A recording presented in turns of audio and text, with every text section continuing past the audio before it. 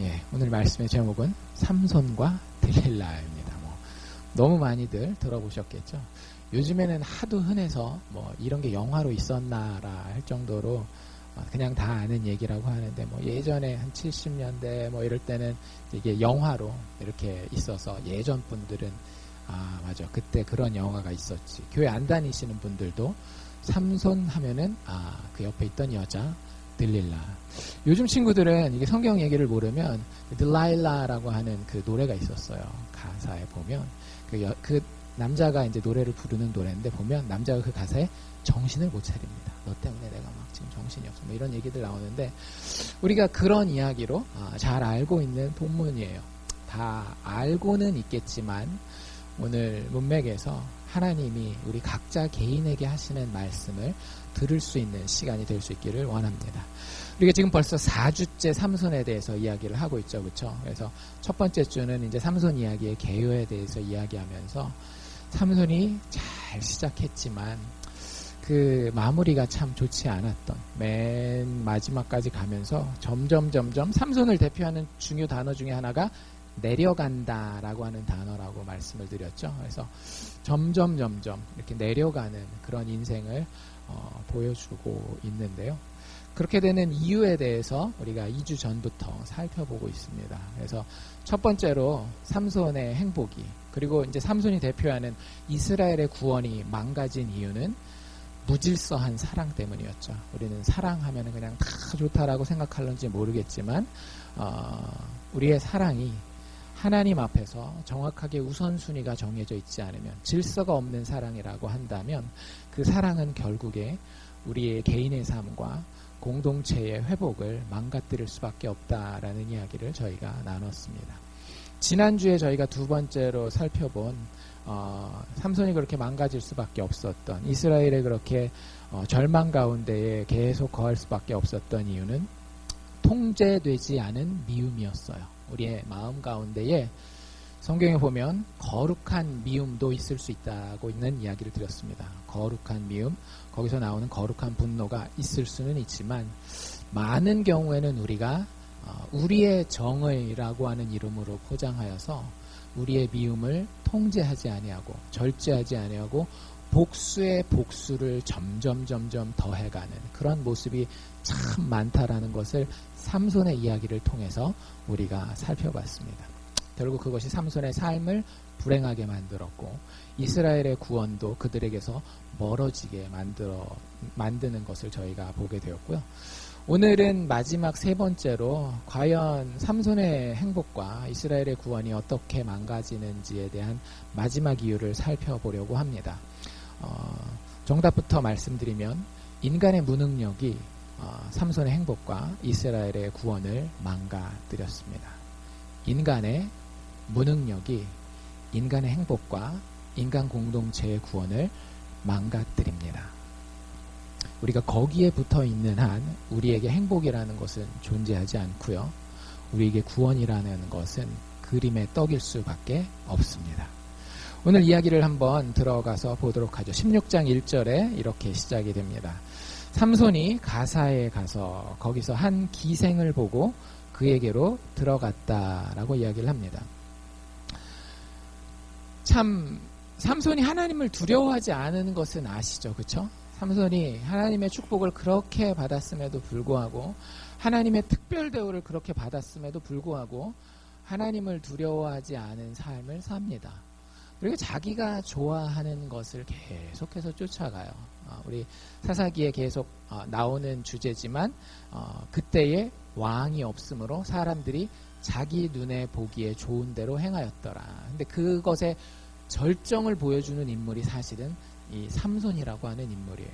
하나님을 두려워하지 아니하고 자기의 마음이 끌리는 대로, 자기의 눈이 원하는 대로 인생을 살 때에 참 아이러니한 건 뭐냐면 삼손이 제일 꽂혔던 것 중에 하나가 뭐죠?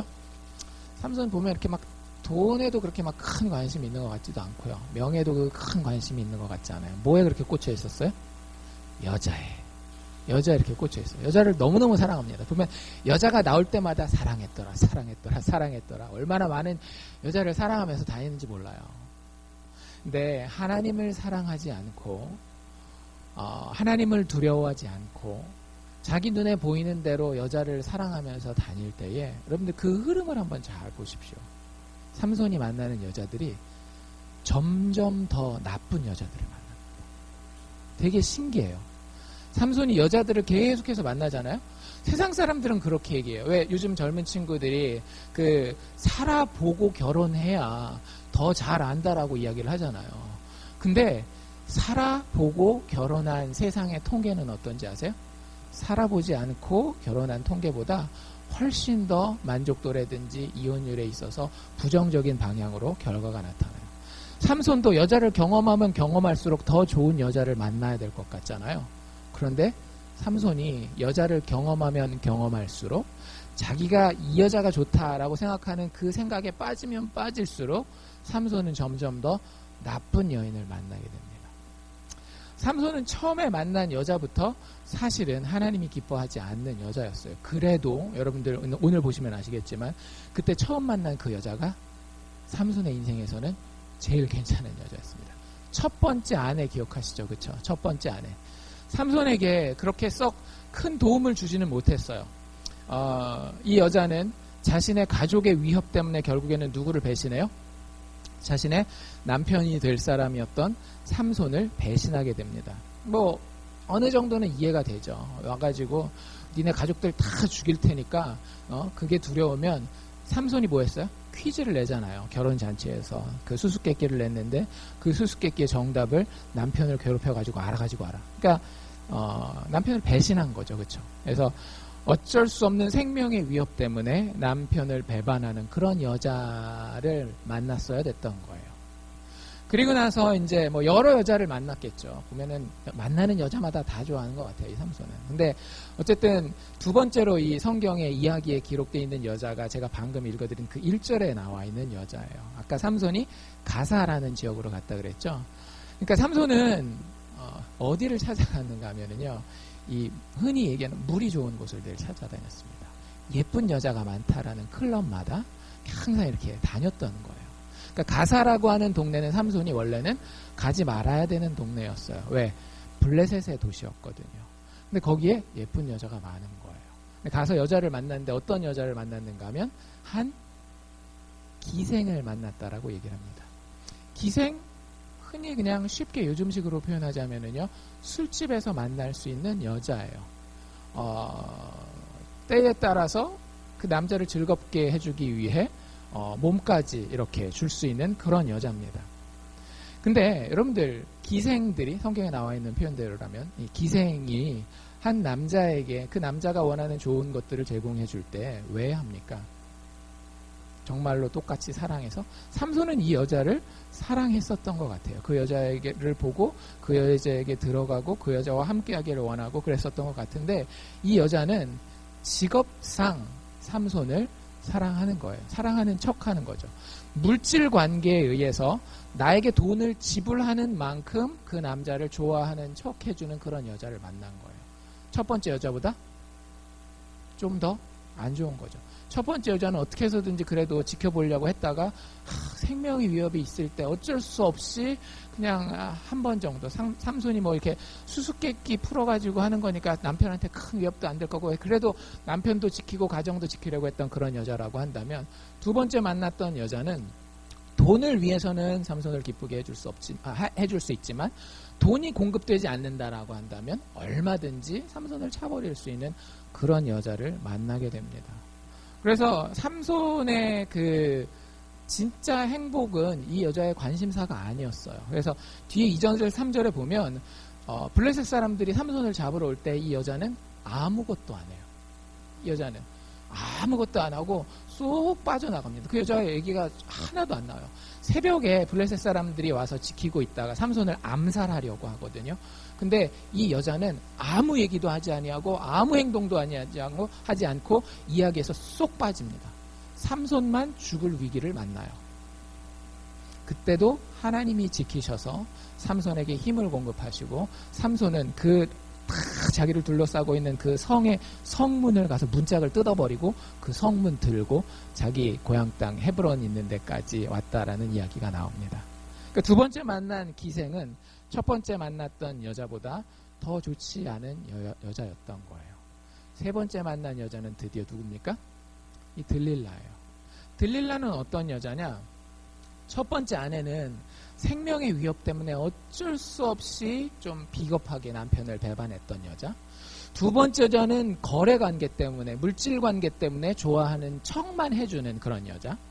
세 번째는 어떤 여자를 만나는가 하면 들릴라는 이런 여자였습니다. 돈을 위해서 적극적으로 삼신을 배신하고 그의 목숨을 그의 대적에게 넘겨주는 여자였어요. 그런 여자랑 살면 여러분들 굉장히 행복하시겠죠. 그런 남자랑 살면 굉장히 행복하시겠죠. 그렇지 않아요. 근데 삼손은요, 정말로 여기 아까 우리가 읽은 4절에 보면 이 들릴라를 사랑하였다라고 얘기를 해요. 하나님을 두려워하지 않잖아요. 우리가 다시 그 전전주로 넘어가면 하나님을 우선순위에 두지 않는 무질서한 사랑은요, 우리를 이렇게 계속해서 점점 더 나쁜 상황으로 끌고 간다라고 하는 사실을 알아야 됩니다. 여러분들 왜 그러는지 아세요? 우리가 사는 세상은 그저 우리 눈에 보이는 것이 다가 아니기 때문에 그래요. 여러분들에게는 뭐 좋은 말로 하면 이런 얘기 들어보셨죠? 여러분들에게는 각자에게 수호천사가 있습니다. 맞는 얘기예요. 성경에도 그렇게 기록이 되어 있어요. 하나님께서 천사를 보내셔서 우리를 지키십니다. 그런데 영적인 세계는 그런 한 부분만 있는 게 아니에요. 나머지 한 부분도 있습니다. 여러분들 옆에는 누가 꼭 지키고 있을까요? 악한 영의 세력들이 여러분들을 지키고 있습니다. 세상은, 마귀는 확신을 가지고 있어요. 여러분들 옆에 있는 그 악한 영은요, 여러분들을 향해서 진짜 큰 확신을 가지고 있습니다. 여러분들이 아무리 큰 힘을 가지고 있다 할지라도, 아무리 영적으로 대단한 사람이라 할지라도 여러분들의 그 큰 힘을 제어할 수 있다라고 하는 확신을 가지고 여러분들 옆에 악한 영들이 지금도 붙어 있습니다. 베드로가 여러분들 뭐라고 얘기했는지 기억나세요? 베드로전서 5장 8절에 보면 근신하라, be careful, 정말로 조심하라는 거예요. 깨어라, 잠자지 말고 눈을 부릅뜨고 하나님의 말씀과 하나님의 지혜 가운데 깨어있으라는 거예요. 이유가 뭐예요? 너희 대적 마귀가 우는 사자같이 두루 다니며 삼킬 자를 찾는다라고 하는 거예요. 여러분들, 우리가 그리스도인으로 인생을 살아가는 것은 정말로 깨어 근신해야 되는 삶입니다. 여러분들이 정말로 실수해서 동물원에서 잘못해서 그 사자 울타리 안으로 떨어졌다라고 해보십시오. 거기서 어떻게 하고 사시겠어요? 그냥 다리 쭉 뻗고 내가 살고 싶은 대로 사시겠습니까? 아니면 어떻게 해서든지 살아보고 어떻게 해서든지 저 사자의 소나기에서 벗어나기 위해서 애쓰시겠습니까? 성경은 우리의 삶을 우는 사자 앞에 있는 존재라고 설명하고 있어요. 그런데 많은 현대의 기독교인들은 그냥 기독교 신앙이라고 하는 것은 인생의 편의를 더해주는 부수적인 액세서리라고 생각해요. 절대 그렇지 않습니다. 여러분들 옆에는 우는 사자와 같이 마귀가 여러분들을 집어삼키기 위해서, 여러분들의 궁극적인 행복을 망가뜨리고 여러분들 공동체의 궁극적인 구원을 다 없애버리기 위해서 우리 옆에서 지금도 애쓰고 있다라고 하는 거예요. 그리고 그 악한 존재들은 뭐라고 생각한다라고요? 분명히 여러분들을 넘어뜨릴 수 있다라고 생각해요. 굉장히 큰 자신감을 가지고 있습니다. 그리고 실질적으로 많은 하나님의 백성이라고 일컫는 자들은 넘어져요. 누구를 비롯해서? 삼손을 비롯해서. 그 인생이 얼마나 비극적인지 오늘 한번 보십시오. 삼손을 향해서 이 이스라엘의 대적이었던 블레셋 방백들이 나와요. 5절에 보면 블레셋 사람의 방백들이 그 여인 들릴라에게로 올라왔다. 그리고 그에게 이렇게 말합니다. 삼손을 꾀어서 무엇으로 말미암아 그 큰 힘이 있는지 그거 좀 알아내라. 그러면서 그 뒤에 뭐라고 얘기를 하고 있어요? 우리가 어떻게 하면 그를 이기어서 결박하고 곤고하게 할지 알아보라. 분명히 방법이 있을 거라는 거예요. 들릴라를 이렇게 살살 구워 삶으면서 분명히 삼손이 큰 힘 있는 거 안다. 삼손이 큰 힘을 가진 것은 알지만 그것을 넘어뜨릴 수 있는, 그 큰 힘을 제어할 수 있는 방법이 분명히 있을 테니까 찾아내라는 거예요. 그리고 들릴라를 통해서 찾아냅니다. 여러분들, 두렵고 떨리는 마음으로 그리스도인으로서의 삶을 사실 수 있기를 바랍니다. 마귀는 우리의 가장 약한 부분을 반드시 찾아냅니다. 그게 박약한 의지력이건 돈에 대한 사랑이건 인간에 대한 정이건 나의 포악한 성품이건 반드시 그걸 찾아내요. 그리고 그걸 무너뜨립니다. 삼손에게 마지막 남은 게 하나 있었어요. 삼손은 원래 하나님 앞에 태어나면서부터 구별된 자였죠. 그렇죠? 우리가 그걸 뭐라고 불렀어요? 나시린이라고 불렀습니다. 나시린. 나시린으로서 태어나면서부터 구별된 자였어요. 그래서 하지 말아야 될 게 세 가지 있었습니다. 이제는 좀 기억하시는지 모르겠어요. 첫 번째는 뭐예요? 포도주나 독주를 입에 대지 말라. 그 다음에 죽은 시체를 몸에 대지 말라. 세 번째는 뭐였죠? 삭도를 머리에 대지 말라. 머리 깎지 말아라. 뭐 이런 얘기였어요. 근데 지금 여기 16장 오는 동안에 삼손이님이 두 개를 범했습니다. 그쵸? 시체를 만졌어요. 사자를 죽이고 그 사자의 시체에 꿀이 있는 것을 보고 그 맛있는 걸 먹기 위해서 시체를 자기 맘껏 만집니다. 하나님의 그 구별하심을 전혀 상관하지 아니하고 하나님에 대한 두려움이 없이 자기가 하고 싶은 것에 이끌려서 첫 번째 것을 어기게 돼요. 두 번째는 잔치들에 참여하고 하면서 대부분의 학자들이 동의하는 것이고 뭐 하는 행동들을 보면 거의 분명해요. 독주를 입에 대고 아예 다 알고 사는 것 같아요. 하나 남았어요. 꼴랑 하나 남았습니다. 뭐 남았어요? 머리 깎는 거. 그거 하나 남은 거예요. 여러분들 삼손이 지금 착각하고 있는 게 보이세요? 내가 그래도 나름대로는 하나님 앞에서 선을 지키면서 거룩한 구별된 자로 살고 있어. 이렇게 생각하는 거예요. 세 가지 중에 두 가지 여기고 한 가지 남았는데 그래도 내가 이거는 지키잖아 라는 생각을 가지고 하나님 앞에서 자기가 하나님의 축복 가운데 있는 인생이라고 생각하고 믿으면서 살고 있어요. 여러분들 뭘 보면 아는지 아세요? 제 얘기가 아니라 성경을 보면 그런 힌트가 나와 있습니다. 삼손에게 지금 하나님의 함께 하심의 가장 큰 증거는 뭐예요? 힘이에요. 그쵸? 이거는 초자연적인 힘입니다.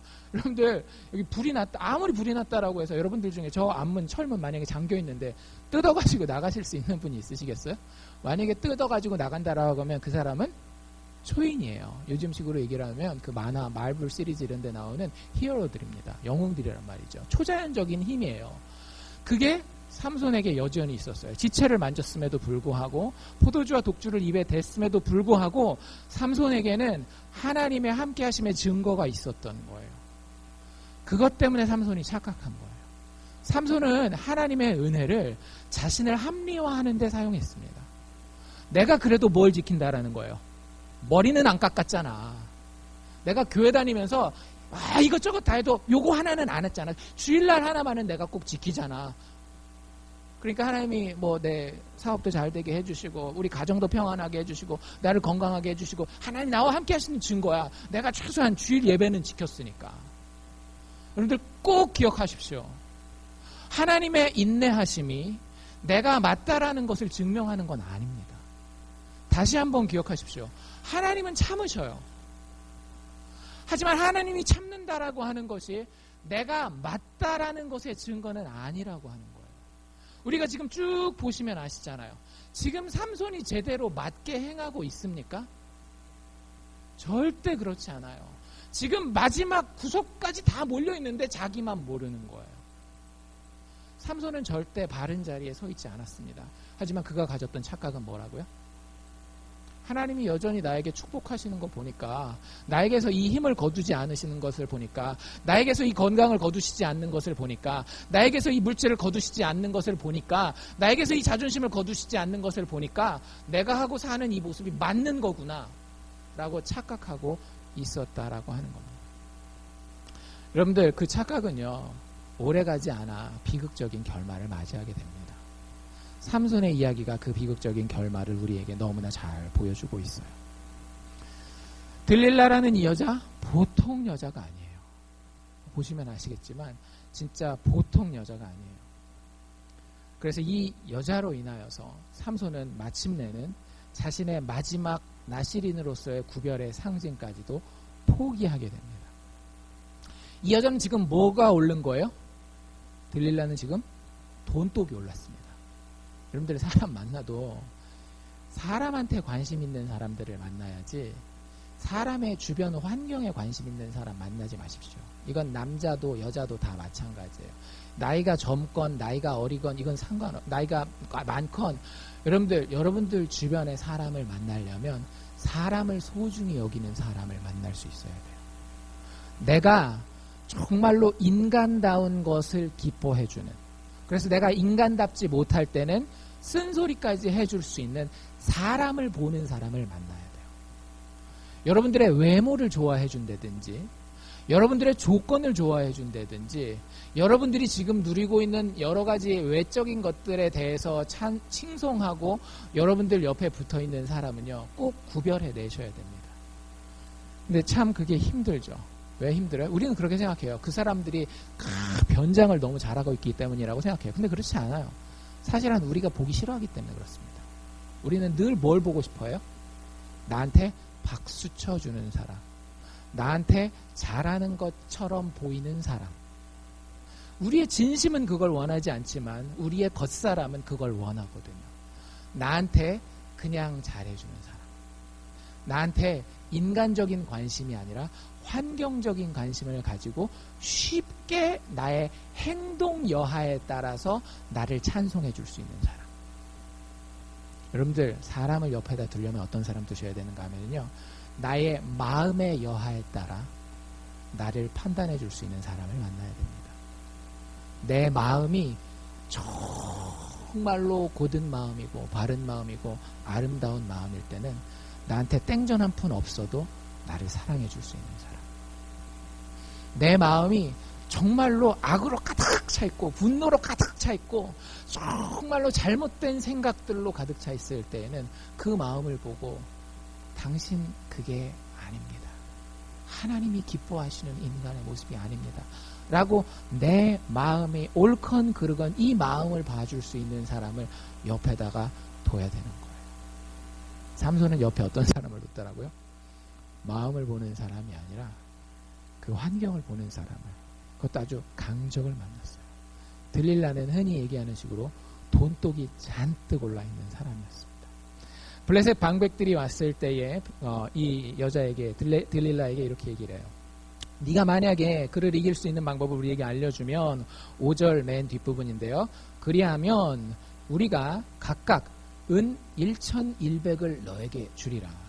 1,100 3개일 정도를 얘기를 하는 건데 잘 모르시니까 대충 이렇게 생각하시면 돼요. 한 30파운드? 한국 킬로그램으로 따지면 15kg 정도 되는 거예요. 뭐 쌀이 30파운드면 뭐 얼마 안 되겠지만 뭐가 30파운드래요? 은이 30파운드예요. 게다가 그걸 한 사람이 주는 게 아니라 우리가 각자 30파운드씩 너한테 은을 주겠대요. 그 당시에 블레셋은 최소 5개의 도시국가로 이루어져 있었습니다. 그러니까 5명만 은 30파운드씩 가지고 오면 얼마가 되는 거예요? 거의 150파운드에서 200파운드가 되는 거예요. 여러분들 몸무게 여기 200파운드 되시는 분 있을 수도 있고 없을 수도 있는데 저는 200파운드 되려면 아직 멀었어요. 제 몸무게보다도 더 무거운 은을 준다 그러니까 들릴라가 눈이 번쩍 띈 거예요. 이거는 무슨 일이 있어도 해야 되는 거야. 이거 잡아야 되는 게 진짜 신본 거야. 신봤다. 이게 이 남자만 팔아 넘기면 내가 평생 호의호식할 수 있겠다라는 생각을 한 거예요. 참 불쌍하죠. 여러분들 주변에 이런 사람들이 있으면 얼마나 힘들겠어요. 친척 중에, 심지어는 가족 중에, 친구 중에 이런 사람들을 정말 자주 만나는 것 같아요. 제가 목사라서 그런지 모르겠지만 주변에 정말 안타까운 얘기들 보면 사람을 좋아해서 사람을 만나는데 그 사람의 조건 때문에 그 사람을 만나는 사람, 그 사람의 마음 때문에 그 사람을 만나는 것이 아니라 하나님이 지어놓은 하나님의 형상으로서 그 사람을 만나는 것이 아니라 인간을 물질로서 바라보고 그 사람을 만나는 그런 사람들이 옆에 있는 경우가 너무 많은 것 같아요. 삼손이 그 중에서도 아주 심한 케이스에 걸렸는데요. 바로 그 다음 날부터 실천에 들어갑니다. 6절에 보면 들릴라가 삼손에게 이렇게 얘기를 했대요. 당신의 큰 힘이 무엇으로 말미암아 있으며 어떻게 하면 능히 당신을 결박하여 곤곡해 할 수 있을지 내게 말하라. 여자가 아주 단도직입적입니다. 저 같았으면 가서 돌려서 얘기할 것 같아요. 삼손, 당신 힘이 너무 세서 진짜 멋있어. 나 그게 너무너무 좋아. 근데 혹시 그 힘이 사라지면 내가 보호해줘야 되잖아. 그래서 그 비밀을 다른 사람이 알면 안 되니까 내가 당신한테 그렇게 하지 못하도록 당신을 보호하도록 나한테만 그 비밀을 좀 알려줘. 그러면 내가 그 비밀을 지키고 당신이 혹시 위기를 당하면 당신을 꼭 지켜줄게. 이렇게 얘기를 했을 것 같아요. 아무리 속마음이 그래도. 근데 이 여자는 어떻게 했더라고요? 삼손. 도대체 왜 이렇게 힘이 센 거야? 어떻게 하면 당신을 힘들게 하고 이렇게 묶어가지고 딴 사람한테 넘길 수 있을까? 아주 대놓고 얘기를 하는 거예요. 삼손이 근데 어떻게 해요? 진짜 눈이 멀었죠. 사랑의 눈이 멀었어요. 거기다 대고 대꾸를 합니다. 아니 제가 삼손이었다면 일단 화부터 버럭 냈을 것 같아요. 너 뭐야? 지금 나를 이용해 먹으려고 나랑 지금 이렇게 사귀는 거야? 이런 얘기부터 하여튼 목소리부터 엄청 올라갔을 것 같아요. 삼손 힘도 좋으니까 때릴 수도 있었겠죠. 근데 삼손은 그렇지 않아요. 이게 약간의 신앙적인 또 양심은 있어가지고 마지막 그걸 얘기할 수는 없고 그렇다고 이 여자한테 그냥 얘기 안 할 수도 없고 그러니까 말을 꾸며내죠. 아마 삼손 진짜 꿈에도 몰랐을 거예요. 그냥 내가 요 한 자리만 넘어가면 되겠지라고 생각했을 거예요. 왜 이렇게 힘이 세냐, 어떻게 하면 힘이 약해지느냐 그 질문에 대해서 이렇게 대답을 합니다. 마르지 않은 푸른 칡 7가닥을 가지고 와서 나를 꽁꽁 묶어놓으면 나를 붙잡아다가 이렇게 넘겨줄 수 있을 거야. 이렇게 얘기를 해요. 여러분들 칡이 얼마나 질긴지 혹시 아시나요? 예전에 저희 아이들 어렸을 때 저희는 이렇게 산에 다니면서 놀았거든요. 애들이랑 산에 가서 하루는 칡을 캔 적이 있어요. 요만큼 칡뿌리가 칡 잎사귀 모양은 제가 알거든요. 그래서 칡 잎사귀 모양을 보고 칡뿌리를 요만큼 있어서 이거 가져갔죠. 제가 어렸을 때 칡을 먹었던 그 기억이 있어서 저희 아이들한테 칡의 맛을 알려주려고 굉장히 쓰지만 쓴 게 또 건강에 좋잖아요. 해가지고 그거를 뽑으려고 했는데 저는 늘 가공돼 있었던 칡만 먹었던 거예요. 칡차 같은 거 먹으면. 그래서 그 자연산 칡을 처음 봐서 이렇게 뽑는데요. 와, 칡이 끝이 없어요. 제 손가락 두께보다도 좀 얇은 칡이었는데 쭉쭉 뽑는데 안 뽑아져요. 너무 길어가지고 이렇게 팠는데 저기까지 팠어요, 나중에. 그리고 그게 끊으려고 그래도 도저히 안 끊어져요.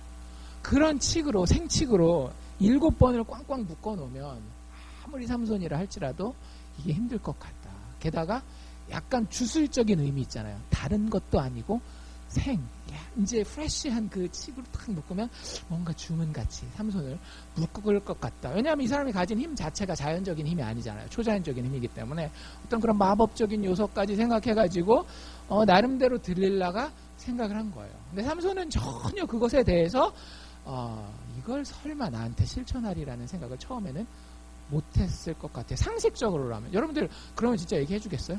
안 해줄 것 같잖아요. 근데 딱 일어나 보니까 어떻게 돼요?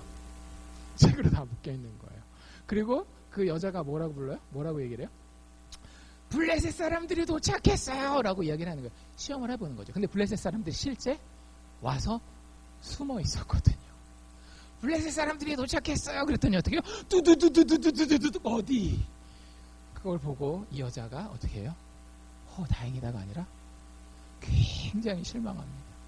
그리고 나서 삼손에게 이렇게 얘기를 하죠. 10절입니다. 들릴라가 삼손에게 이르되 여보시오 당신이 나를 희롱하였습니다.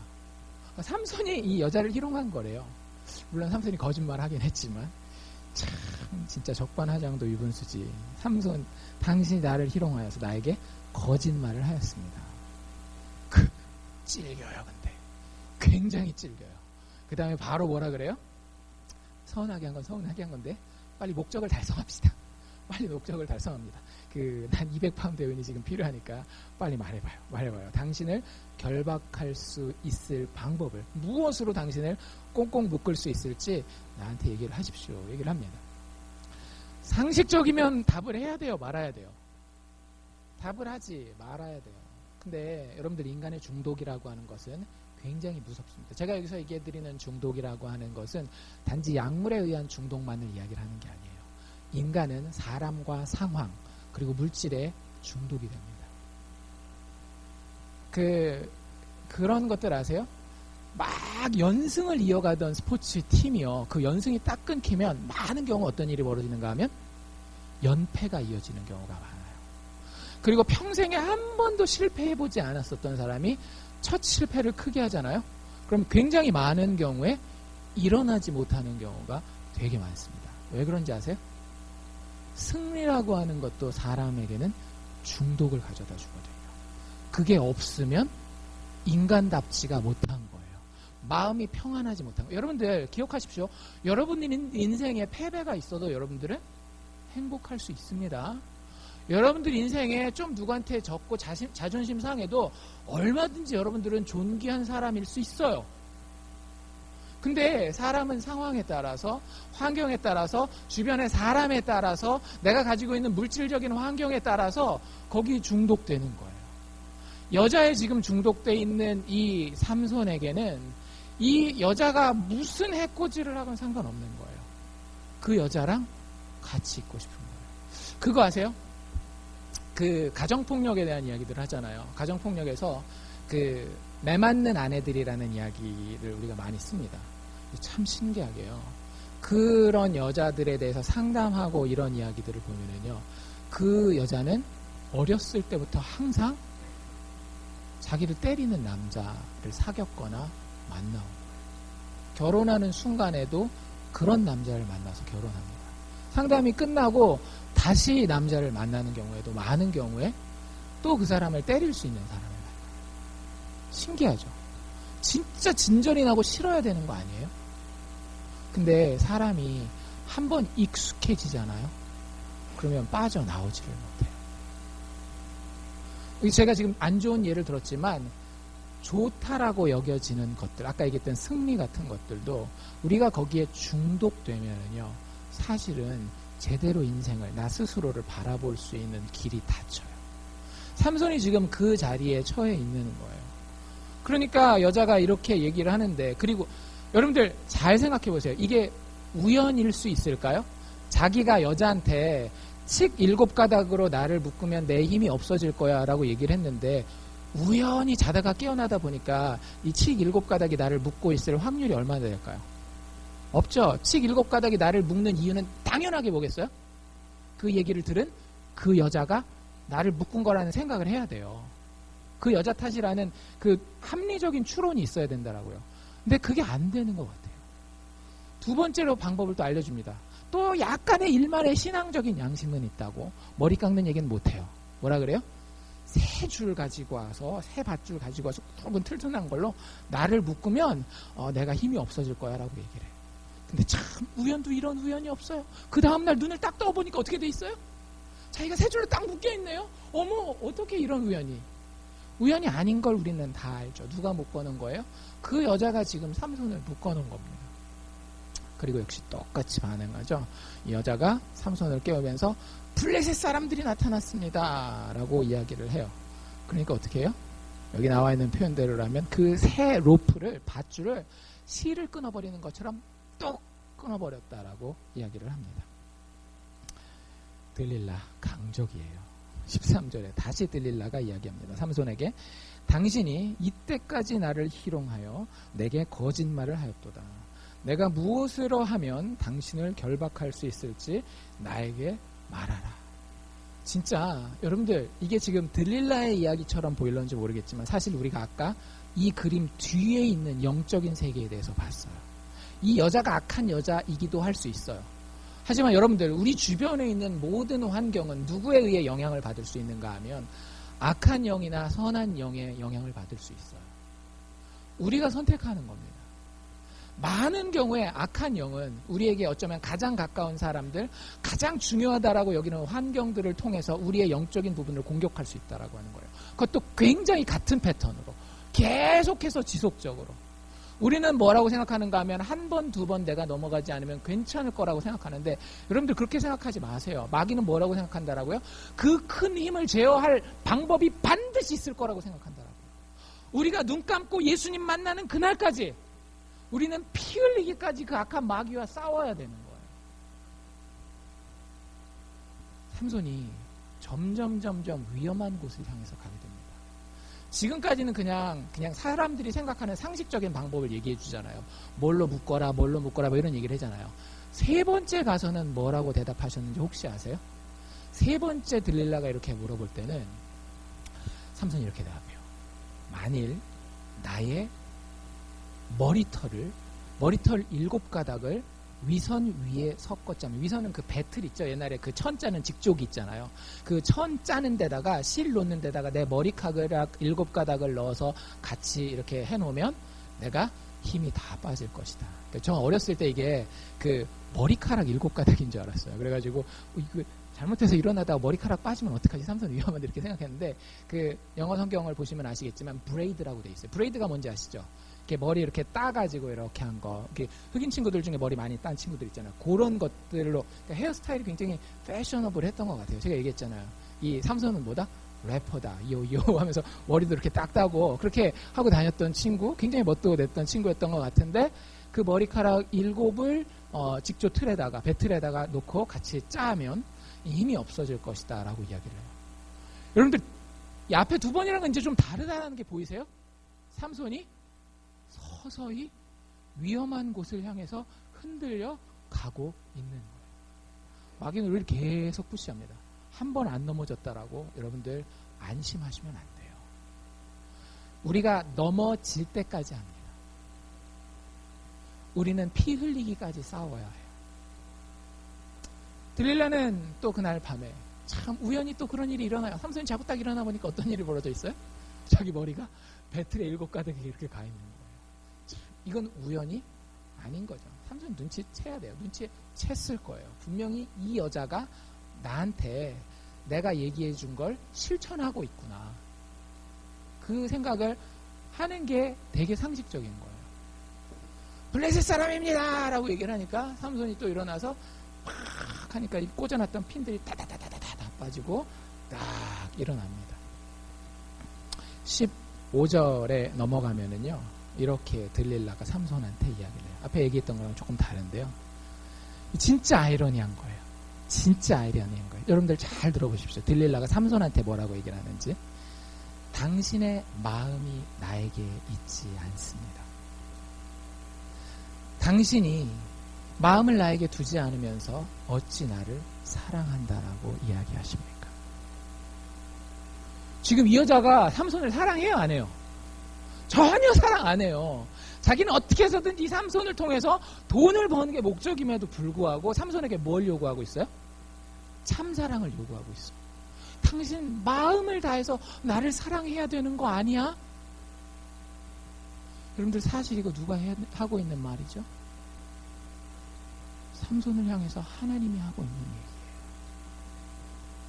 삼손아, 네가 태어나는 그 순간부터 이렇게 타락해 있는 이 자리까지 나는 여전히 너를 사랑하는데 너는 그 마음을 나에게 두지 아니하고 나를 사랑한다라고 말만 하고 있지는 않니? 삼손은 그 하나님의 음성은 들리지 않는 거예요. 자기 옆에서 정말 들리는 이 자기를 진짜 사랑도 하지 않는 들릴라의 이 들볶음만 들립니다. 여러분들 우리 그러지 않습니까?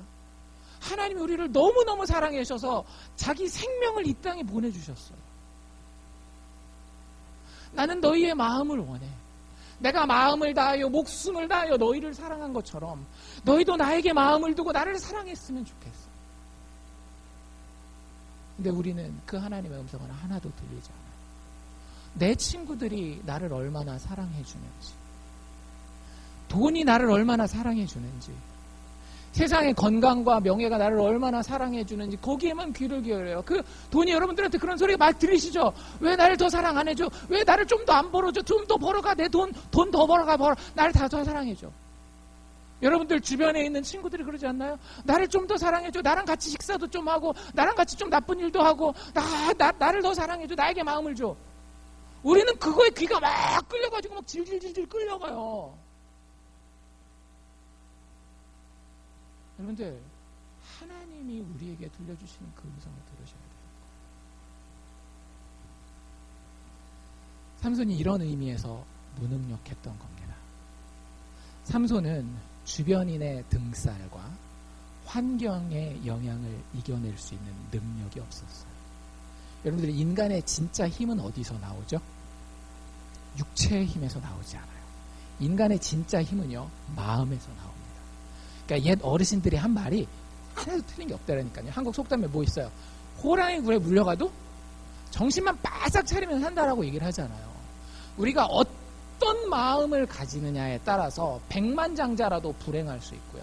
어떤 마음을 가지느냐, 내 통장에 100불, 50불밖에 없어도 행복하고 용감하게 살 수 있어요. 마음가짐이 어떠냐가 중요한 건데, 사람에게는, 특별히 오늘 우리가 보고 있는 이 삼손에게는 그 주변의 환경을 이겨낼 수 있는, 그 주변의 환경을 극복할 수 있는, 나의 낮은 잔고와 나의 지금 보잘것없는 상황을 뛰어넘는 영광 가운데 갈 수 있는 마음의 용기를 가질 수 있는 능력이 없었던 거예요. 육체의 힘이 그렇게 대단했음에도 불구하고 삼손이 지금 여기 어떻게 되는지 보세요. 삼손을 누가 죽이겠습니까? 삼손을 누가 죽이겠어요? 지금까지 블레셋 사람들이 그렇게 삼손을 죽이려고 그랬는데 죽였어요? 못 죽였어요? 못 죽였잖아요. 오히려 삼손이 블레셋 사람들을 죽이잖아요. 근데 삼손이 자기 스스로 얘기해요. 뭐라고? 죽겠다고. 여기 나와 있는 거예요. 16절에 날마다 그 말로, 이 들릴라의 그 말을 얘기를 하는 거예요. 날마다 들릴라가 그 말로 삼손을 재촉하고 조르니까 삼손의 마음이 번뇌해서 어떻게 되었다? 죽을 지경이 됐다라는 거예요. 여러분들, 그래서 피어 프레셔가 무서운 겁니다. 내 주변에 있는 사람들의 등살, 내 가족들의 말, 내 친구들의 말, 내 또래 집단의 말, 이런 것들이 제대로 된 방향일 때는 도움이 될 수가 있겠지만, 여러분들, 일단 영적인 시각에서 믿지 않는 사람들이 나한테 계속하는 말은요, 장기적으로 영원이라고 하는 측면에서는 절대 나한테 도움이 되지 않아요. 근데 어때요? 여러분들한테 한 번만 얘기하고 말던가요? 한 잔만 해. 안 해요, 오늘은. 그 다음날은 그럼 얘기 안 하나요? 하잖아요. 한 모금만 펴봐. 그 얘기하면은, 그 다음에는 뭐 만나면은, 지난번에 안 핀다 그랬으니까 이제 그래요? 안 그래요. 군대에서 제가 있을 때 보면 사병들 중에 예수 잘 믿는다라고 왔다가 술, 담배 다 배우고 나가는 애들이 있어요. 스트레스 받아서? 물론 스트레스 받아서 그럴 수도 있죠. 근데 다 누가 시켜요? 고참들이 시켜요. 처음에는 막 맞고 안 하고 막 이러다가도 나중에 하라니까 등살을 못 이겨서 그냥 하는 거예요. 그거 안 해도 삽니다. 그러지 않나요? 마약 안 해도 얼마든지 행복할 수 있어요. 그 마약을 해야, 술을 마시고 좀 기분이 거해야 그 행복을 모르는 거예요. 행복은요, 우리의 마음이 하나님과 하나님이 허락하신 것에 만족할 때에 우리에게 주어지는 것이지, 주변의 세상이 말하는 조건들이 나에게 이루어졌을 때 찾아오는 게 아니거든요. 근데 주변은 그렇게 얘기하지 않아요. 그래서 우리를 어디까지 몰고 가요? 그렇게 하지 않으면 죽을 것 같은 상태까지 우리를 몰아간다라는 거예요. 우는 사자 같다라는 게 이런 겁니다. 여러분들, 의도적으로라도 끊을 건 끊으세요. 내가 자꾸 SNS 미디어, 페이스북이라든지 인스타그램이라든지 이런 거, 아니면 인터넷 뉴스라든지 이런 거 봐가지고 자꾸 세상적인 생각하고 세상적인 거 부러워하고 세상적인 것만 고민하고 있다면 여러분들 끊어놓고 내려놓으세요. 그 얘기 안 들어도 살아요. 제가 아는 진짜로 좋은 학교 다니고 좋은 직장 가진 사람들 중에 거기 그렇게 빠져있는 사람 많지 않더라고요. 충분히 행복하고 세상 사람들이 보기에도 떵떵거리면서 잘 살더라고요. 믿고 안 믿고를 떠나서. 왜 그거 다 들어야 되고 왜 그 사람들이 하는 거 다 해야 됩니까? 그럴 이유가 전혀 없어요. 그런데 안타까운 것은요, 저를 포함해서 우리 모두는요, 그 등살을 이겨낼 능력이 그렇게 별로 없다라고요. 여러분들, 애들을 망칠 수 있는 쉬운 방법을 알려드릴까요? 좋지 않은 환경에 애들을 이렇게 풀어놔 보십시오. 좋지 않은 친구들, 물론 꼭 사람이 다 악한 것만은 아니겠지만 우리 아이는 그래도 교회 다니니까 괜찮겠지 하고 마약하는 친구들이랑 이렇게 다 붙여놓는다든지 어떤 일이 벌어질 것 같으세요?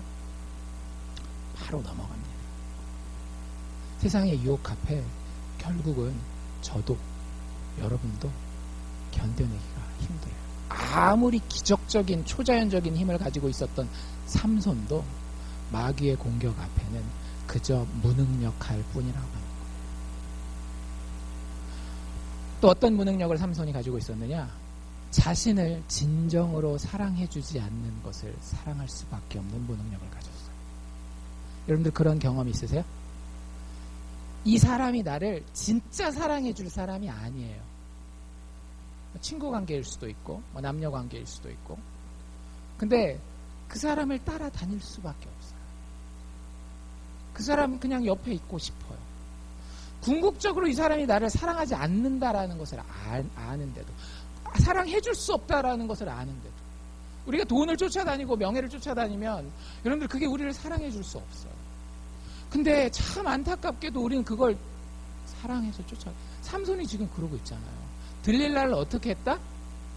사랑했다라고. 들릴라를 사랑했다라고.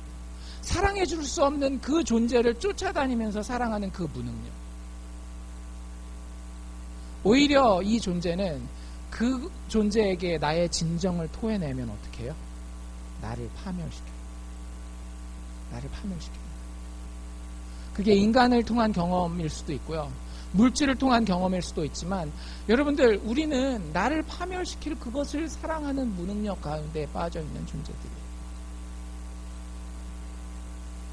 삼손이 그 멸망을 향해서 다가갑니다. 자기 마음이 번뇌하여서 죽을 지경이 되니까 17절에 삼손이 드디어 진정을 토하였다라고 얘기합니다. 진짜 자기 속에 있는 것들 갖다가 있는 그대로 다 내놓는 거예요. 뭐라고 얘기를 해요? 내 머리에 삭도를 대지 아니하였다. 내 평생에 내가 머리 깎은 적이 없다. 이유가 있다라는 거예요. 그 이유가 뭐예요? 내가 모태에서부터, 어머니 뱃속에서부터 하나님의 거룩하게 구별받은 나실인이 되었습니다. 자기가 머리 꺾지 않은 이유가 분명히 삼손에게는 알려져 있었어요. 하나님을 위해서, 하나님의 영광을 위해서, 그리고 하나님의 백성의 구원을 위해서 내가 머리 깎지 않는다라고 하는 그 기준을 가지고 있었던 거예요. 그런데 그것을 자기의 마음이 괴로워서 자기를 파멸시킬 이 여자에게, 상식적으로 삼손이 지금 무슨 얘기를 하던지 간에 그 다음날 삼손에게 그 일이 일어날까요? 안 일어날까요? 일어나요. 3번이나 그런 일이 일어났다라고 하는 것은 그 다음번에도 반드시 똑같은 일이 일어난다라고 하는 이야기예요. 근데도 삼손은 이야기를 합니다. 만일 내 머리가 밀리우면 내 힘이 나에게서 떠나고 내가 약하여져서 다른 사람과 같으리라 이야기를 합니다. 어떤 일이 벌어져요? 일어나 봤더니 머리가 쫙 깎아져 있네요. 결국에 삼손은 그 힘을 잃어버리고 맙니다. 삼손을 옆에서 들릴라가 1차적으로 시험을 해보거든요. 착 해봤는데 평상시에 느껴지던 그 힘이 아닌 거예요. 그 힘이 없어졌더라. 그리고 나서 들릴라가 삼손한테 이제 본격적으로 게임을 하죠. 블레셋 사람이 당신에게 미쳤나이다. 삼손이 잠에서 벌떡 깹니다. 그리고 삼손이 뭐라고 얘기하는지 잘 들어보십시오. 우리가 이렇게 얘기할 때가 너무 많아요. 우리가 이렇게 얘기할 때가 너무 많아요. 삼손이 뭐라고 얘기를 하는가 하면, 잠에서 벌떡 깨면서 내가 전과 같이 나가서 몸을 떨치리라. 지금 잠에서 일어나는 순간 뭘 인식해야 돼요? 머리 깎인 게 인식돼야 돼요. 이미 잠들기 전에 인식을 했어야 됩니다. 왜냐하면 지금까지 계속 그랬으니까. 자기가 얘기한 건 그 다음날 되면 나한테 다 돼 있었던 거니까. 내가 오늘 이거 머리 깎으라는 얘기를 하면 내일 아침에는 분명히 머리가 깎여 있다라는 걸 자기 전부터 알고 있었을 것이고, 일어나는 순간 제일 먼저 느끼는 것이 자기 머리가 사라지는 것, 머리카락이 사라지는 것이어야 돼요. 근데 삼손이 뭐라고 얘기를 했더라고요? 내가 이전과 같다 다르다? 이전과 똑같다는 거야. 전과 같이 똑같이 힘있게 나가서 나의 몸을 떨치고 나의 그 힘으로 블레셋 사람들을 멸망시키리라 라고 이야기를 하고 있어요. 여러분들, 이게 우리의 착각입니다. 뒤에 뭐라고 얘기하는지 아세요? 여호와께서 이미 자기를 떠나신 줄을 깨닫지 못하였더라. 하나님 앞에서 우리가 그리스도인으로서 구별됨을 포기한 결과 참 비참합니다. 하나님이 우리를 떠나시면 삼손이 경험했던 것을 우리도 그대로 경험하게 돼요. 삼손이 어떻게 됩니까? 블레셋 사람들에게 붙잡혀서 두 눈이 뽑힌 채로 짐승처럼 노동만 하는 노예의 삶을 삽니다. 끝이에요. 그게 삼손의 인생의 끝이에요. 뭐 뒤에 뭐 조금 있긴 하지만 사실 삼손 개인으로 봐서는 그게 그의 인생의 끝이었어요. 여러분들, 정말로 하나님의 존귀한 선택받은 그리스도인, 하나님의 자녀라는 것, 신의 아들이요 신의 딸이라는 것을 믿으십니까? 그럼 하나님이 여러분들을 거룩하게 구별하신 그 구별하심을, 믿음 안에 구별된 그 구별함을 쉽게 버리지 마십시오. 그 구별함을 포기한 삼손은 두 눈이 뽑힌 채로 짐승처럼 노동만 하다가 그 인생을 마무리해야 됐어요. 설마 그런 일이 우리한테 일어나겠어요? 예, 일어납니다. 여러분들의 육체의 두 눈은 안 뽑힐런지 몰라요. 그런데 여러분들의 영혼의 두 눈은 캄캄하게 되어서 내가 어디서 왔고 지금 어디에 있으며 어디로 갈런지 아무것도 보지 못한 채로 눈 뽑힌 인생을 살게 돼요. 그리고 살면서 어때요? 여러분들 열심히 일하죠. 짐승처럼 일하지 않습니까? 내가 진짜 좋아서 하는 일도 있지만 많은 경우에는 사회 구조가, 경제적인 니드가 나로 하여금 짐승처럼 일하게 하지 않나요? 정말 하나님이 나를 인간으로 만드셔서 하나님의 아름다운 영광이, 하나님의 형상이 드러나게 했던 그 인생의 목표를 여러분들이 맛보면서 즐거움과 만족 가운데 살고 있나요? 노예처럼, 짐승처럼 열심히 노력하고 고생은 하지만 우리는 그 가운데 죽어갈 뿐이라고 합니다. 여러분들, 삼손의 이야기에서 보듯이 여호와께서 떠나면 우리는 아무것도 아닙니다. 여러분들이 얼마나 큰 사업체를 가지셨건, 얼마나 행복한 가정을 가지셨건, 얼마나 건강한 몸을 가지셨건, 여호와께서 여러분들을 떠나시면, 여호와께서 저를 떠나시면 우리 인생은 진짜 아무것도 아니에요. 지난주에 저희 그 교회 한 분이 병원에 입원하셔서 가서 병원 이야기를 이렇게 들으면서, 야, 진짜 인생 한 방이구나. 여러분들, 우리가 건강한 거, 똑똑한 거, 굉장히 능력 있어 보이는 거, 다 하나님의 붙드심 때문에 그게 가능한 겁니다. 내가 하나님을 떠나고 내가 하나님을 거절했기 때문에 하나님이 눈물을 흘리시면서 우리의 인생에서 떠나게 되시면은요, 우리 인생은 아무것도 아닌 거예요. 우리는 그렇게 무능력한 존재들입니다. 숨 하나도 여러분들 기계의 도움 없이는 쉴 수 없는 게 우리 인간이라는 걸 아셔야 해요. 내가 지금 숨 쉴 수 있다고 해서 이 숨 쉬는 능력이 내 것이고 나에게서 왔고 내가 영원히 가지고 있을 것이라고 생각하지 마세요. 여호와께서 떠나시면 아무것도 아닌 무능력자가 우리 인간들입니다. 삼손의 이야기는요, 결론적으로 인간은 스스로 구원할 능력이 없는 존재라고 하는 것을 우리에게 이야기해주고 있습니다. 여러분들 인생에서 행복하고 싶다라고 늘 이야기하시잖아요. 여러분들이 속해 있는 공동체가 구원받은 공동체, 회복을 축하하는, 늘 성장하는 공동체, 그게 가족이 되건 교회가 되건 그런 공동체가 되기 원한다라고 여러분들 소원을 말하시잖아요. 그런데 여러분들이 구원자가 되었을 때, 아니면 여러분들 주변에 어떤 인간이 구원자가 되었을 때에 여러분들 거기는 지옥과 진배가 없습니다. 왜냐하면 우리는 무능력자들이기 때문에. 삼손의 이야기의 마지막만, 사실 마지막은 거의 에필로그 같은 거예요. 삼손의 인생은 그냥 이렇게 비참하게 끝나요. 삼손의 사사시대는요, 참 별 볼 일 없이 끝납니다. 근데 마지막에 에필로그 같이 붙는 이야기가 우리가 잘 알고 있는 이야기예요. 어떤 이야기예요? 블레셋 사람들이 기분이 너무 좋았습니다. 왜요? 자기들의 원수 삼손을 잡아서 눈 빼고 노예처럼 짐승처럼 일시키니까. 이게 마귀가 가지는 기쁨인 거예요.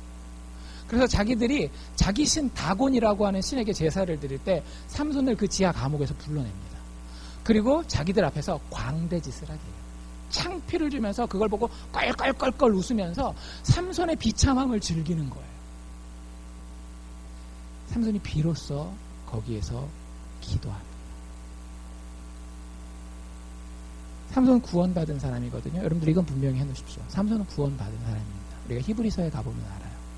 삼손은 구원받은 사람인데 인생의 많은 부분이 정말로 자신의 실수와 어려움 때문에 굉장히 힘든 시간을 보내요. 근데 그의 인생을 마지막으로 회복시켜주는 첫 단추가 무엇인가 하면 기도라고 하는 거예요. 여러분들 삶에 기도에 무릎이 있습니까? 울부짖는 기도가 정말 있습니까? 제가 보면 많은 분들이 세상을 향해서 너무 살기 힘들다고 세상을 향해서는 진짜 부르짖어요. 술 마시고 친구들한테는 엄청 부르짖어요. 근데 하나님 앞에는 절대 무릎 꿇지 않아요. 무릎 꿇는 흉내는 좀 내는 것 같아요. 제가 보니까. 근데 저희 교회 또 예외가 아닙니다. 무릎 꿇는 사람이 흔치 않아요. 그게 그렇게 힘들면, 그리고 내가 정말로 하나님 믿는다라고 하면 왜 하나님 앞에 무릎 꿇지 않습니까? 하나님은 무릎 꿇는 그곳에 하나님의 회복과 하나님의 구원의 역사를 시작하십니다. 이렇게 부족한 삼손을 통해서 하나님이 이스라엘 백성을 구원하기로 작정하세요. 그것이 삼손의 기도에서 시작된다라고 하는 거예요. 삼손이 이렇게 기도하죠. 주 여호와여 구하옵나니 나를 생각하옵소서. 나를 불쌍히 여겨주시옵소서. 하나님이여 구하옵나니 이번만 나를 강하게 하여 주옵소서. 블레셋 사람들에게 단번에 원수를 갚게 하여 주옵소서. 하나님이 그 기도를 삼손에게 아무 자랑할 것이 없었음에도 불구하고 들어주신다라고 하는 거예요. 삼손이 더 이상 자기 목숨에도 미련이 없었어요. 내가 죽어도 좋습니다. 근데 하나님의 뜻을 알겠습니다. 하나님의 뜻은 나를 사용하셔서 하나님의 백성의 원수된 블레셋을 무찌르는 것이오니, 내 백성의 원수가 내 두 눈을 뺀 나의 원수이오니, 하나님 더 이상 내가 인간의 육체적인 목숨에 진짜로 거지처럼 빌빌거리면서 그렇게 구하지 아니하고 그 목숨을 버려서라도 하나님의 사명을 성취하는 자 되기를 원합니다. 하나님의 백성의 원수를 나의 죽음을 통하여 갚게 하옵소서라고 이야기를 해요. 그리고 옆에 있는 시종들에게 부탁해서 보지도 못하니까 기둥 둘에다가 자기 팔을 붙이게 합니다. 잘 알고 있는 대로 어떻게 돼요? 하나님 앞에 마지막으로 한 번 더 부르짖죠. 뭐라고 이야기를 합니까? 30절에 보면 블레셋 사람과 함께 죽기를 원하노라. 하나님의 백성을 구하기 위해서는 내가 목숨을 버려 하나님의 사명을 감당하겠노라 라고 기둥을 무너뜨리고 거기에 모여있는 모든 사람들이 다 죽게 만듭니다. 한 3,000명 정도 있었다라고 성경을 보시면 나와 있어요. 그리고 이 죽음에 대해서 사사기 기자는 뭐라고 이야기를 하는가 하면, 삼손이 이렇게 기도하고 하나님 앞에서 자신이 죽을 때 죽인 블레셋 사람들의 수가 자기가 살아서 잘난 척하고 돌아다니면서 힘자랑하면서 죽였던 블레셋 사람들의 수보다 더 많았다라고 이야기를 합니다. 여러분들, 삼손은 본인의 생명의 마지막에 간신히 초라하게 자신과 하나님의 백성들의 구원에 대한 사명을 감당했습니다. 여러분들한테 걱정하지 마십시오. 우리에게는 삼손보다 더 큰 완전한 사사가 있습니다. 삼손이 죽음으로 하나님의 백성들을 구원했던 것처럼 삼손이 죽은 지 수백 년, 1000년이 넘는 시간이 지나서 죽음으로 하나님의 백성들을 구원하실 분이 오셨어요. 그분의 이름은 예수 그리스도입니다. 하나님의 백성의 구원은 그냥 이루어지는 게 아니에요. 하나님의 구원자가 죄인들을 위해서 죽어줄 때에만 가능한 것입니다. 우리가 너무너무 무능력하기 때문에 우리한테 단지 설명서를 설명해줘서 이렇게 인생을 살면 인생을 행복하게 잘 살 수 있어요 라고 아무리 설명해줘도 우리는 그 설명서를 보고도 인생을 행복하게 살 수 없는 무능력자들이에요. 그렇기 때문에 우리의 무능력 가운데 능력을 더하시기 위해서는 하나님의 구원자가 우리를 위하여 생명을 바쳐 죽어야 했습니다. 마치 삼손이 그랬었던 거죠. 그런데 삼손의 그 구원은 너무나 초라했어요. 하지만 예수 그리스도를 통한 구원은 전혀 달랐습니다.